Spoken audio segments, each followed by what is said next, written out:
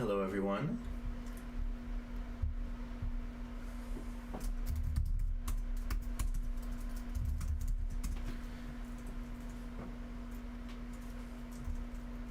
We're going to get started in just a few minutes.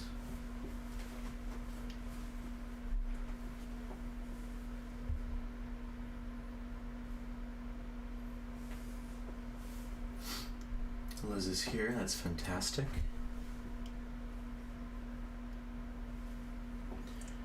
Can everyone hear me okay? Just a little sound test.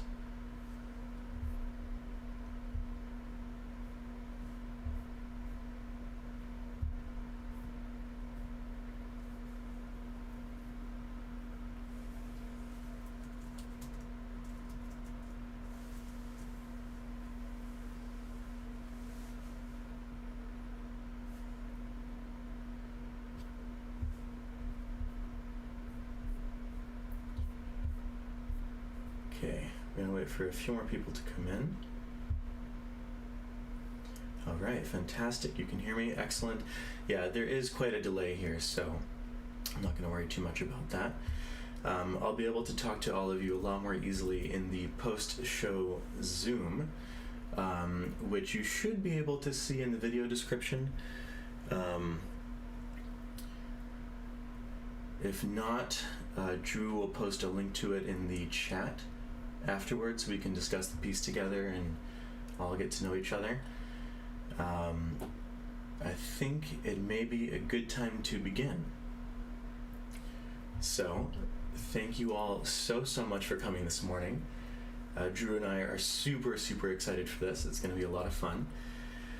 We're going to be presenting a new piece, the first of several performances that are leading into an EP release in the middle of June. The piece was written for me by Drew Corey, and I say it was also designed, not just written, because this is very much a graphic score, a modular graphic score in this case. Now, for those who may not know what a graphic score is, I'm sure many of you do, but for the unfamiliar, a graphic score is really any score in which the actual musical notation is not traditional notation at all. Instead, it could be any series of patterns, drawings, shapes, figures, abstract things like that are then meant to be reinterpreted into music on the fly, usually. Now, graphic scores have various types of parameters for them to be readable, followable, interpretable. This one has several specific ones. I'm just going to show a few of these cards here. You can get a feel for what they look like. The piece is called LUDO, which is Latin for I play. It could also be translated simply to game. And as you can probably tell already in this piece, especially for the performer and even the listener, there is a tremendous element of play in the actual performance of the work. What I have to do is read some of these cards. Here's another one. And I use this key to tell myself what to do. Basically, you can go through this card here a little bit. Scalar motion, that's pretty self-explanatory. It can be like a type of scale. Heavily ornamented scalar motion. Just to make it simple, an ornamentation in music is any sort of usually kind of fast movement between keys. That's a really simple way of explaining it, but it's it could be like a trill or a tremolo or a little flourish. Arpeggiated motion. An arpeggio is a series of jumps between keys that usually operate within a certain scale context, although not always. Think of it like if a scale is moving without skipping many keys, then an arpeggio will skip several keys. Heavily ornamented arpeggio motion, that is just like an arpeggio but with more ornaments, just like heavily ornamented scalar motion. This little tiny thing here is an ornament on its own. Of course, these can mean many, many different things. I'll discuss them in more detail. Static motion, stillness, or perhaps just unchanging or without moving up and down the keyboard so much. Heavily ornamented static motion, same thing as the heavily ornamented versions of these. And a cloud or a cluster could mean many different things. It could mean a whole bunch of pointillistic little notes. It could mean a sort of bloom of many notes at once. There are many options for doing all of these, because the thing is, even though the contour of the line, the shape of the line, the general motion of a certain part of a certain card is fairly fixed, the actual note content, rhythmic content, and all the musical ideas that stem from these patterns are entirely up to me, just in the moment. So a scalar motion could be something as simple as just moving between a few notes over a certain time span, or it could be doing a really, really, really furious scale, or anything in between. Now, in the cards, there are only two major rules that I have to follow. Hi, Lena. I'm really, really happy to see everyone here. There are only two major rules that I have to follow. One is, once I begin a card, the time that it takes me to move horizontally across the card, the red horizontally, does have to remain consistent. Although, before I begin any card, it could be any amount of time. This card could take 5 seconds to play, or it could take 5 minutes to play. I mean, those are maybe extreme examples, but there's no limit there. The thing is, let's say I begin this card and it takes me 20 seconds to get to here. Then it would take me 20 seconds to get to here, and 20 seconds to get to here, and 20 seconds to get to here. The motion of time through the card has to remain consistent. Another thing, the only other real parameter rule that I have to be following here, has to do with the actual range of notes that I play.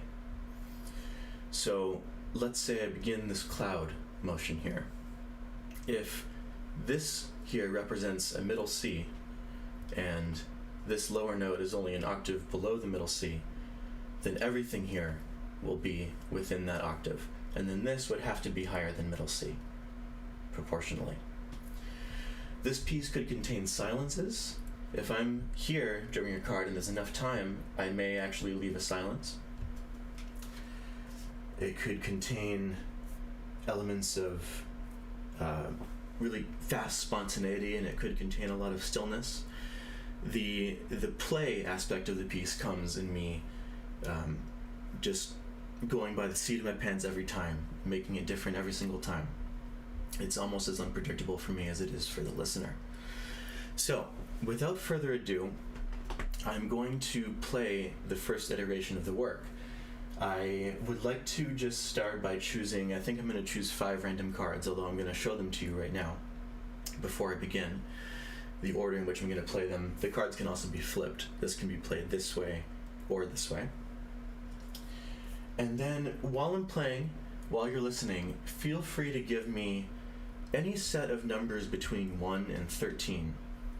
And then I'll use some of those number patterns to create the card pattern, to create the score for the second playthrough. I'm going to do one playthrough now, a second one after that, and then we're going to move into Zoom and discuss the piece. So, let me move my computer over here. You can see the piano. It should be a good angle. I can adjust it in a moment. I'm going to start with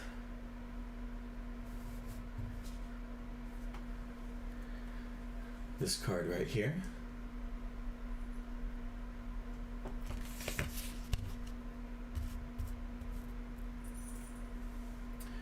Then this one.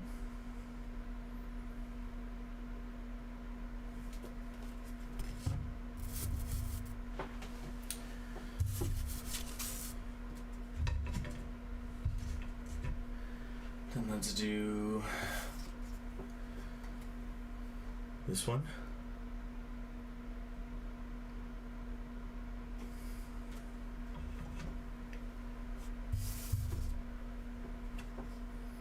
This one.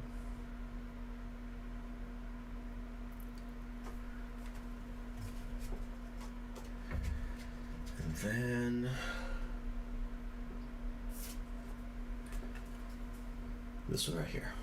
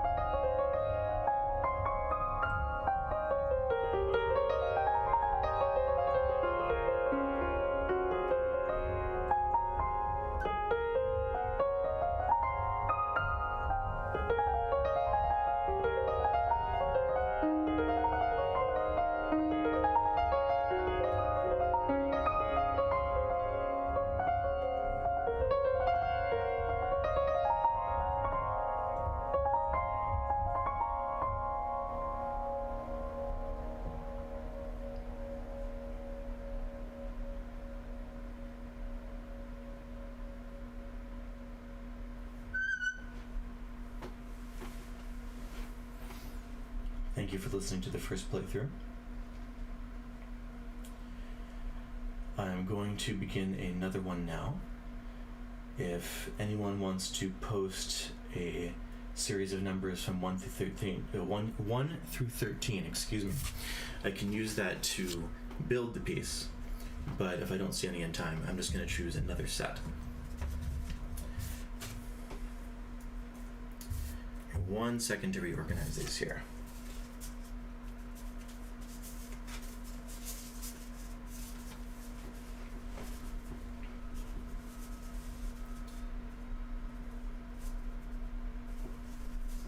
Oh, thank you, Steph. Oh, okay, I have some numbers. 5, 11, 6, 2. Excellent, excellent. Okay.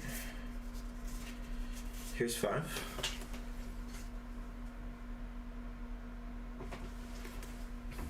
I have another one here, 3, 1, 4, 1, 5, 9. Okay, I'm going to incorporate a bunch of different ones here. Next one from Liz was 11. Let's do that one as well. This one here is card 11.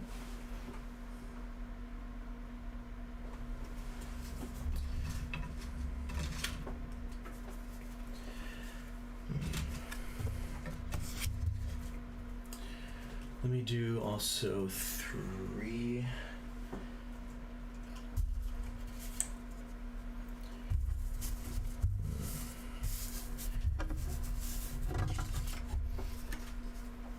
Here's 3.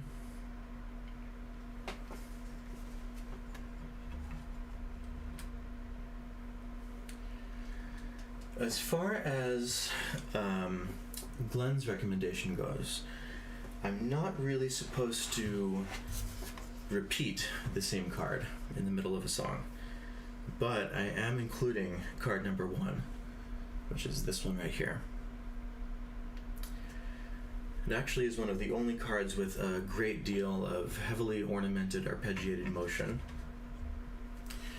And then the last one, let's see, I'll do card 8 that Karen recommended I do. Card number 8 is this one right here.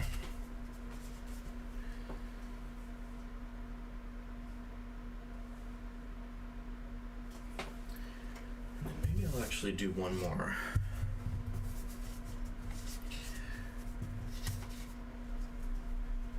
Liz asked for number 6. I'm going to do this one.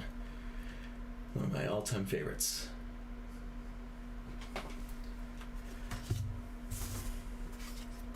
So just to show the cards in order really, really fast one more time, we're starting here.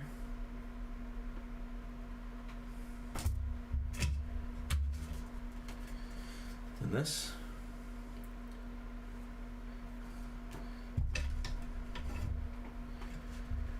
It's just one of my favorites because the expression is so direct. Just one symbol on that card. No, I'm just joking. I don't have any favorites of these. And this one, second to last, will be this. And finally, this.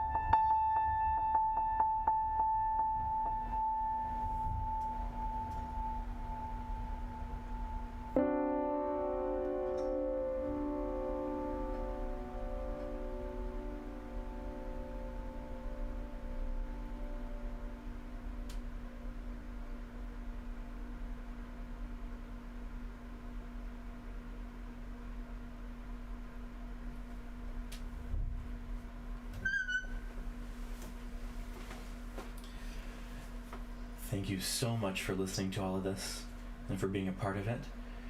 I think now we're going to move over to Zoom.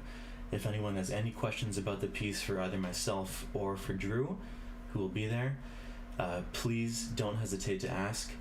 Come and tell us what you think of it and what it makes you think about.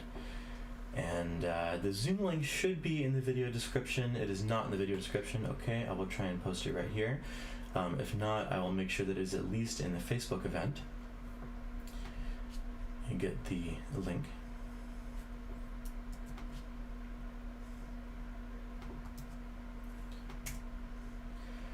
That is the link for the Zoom.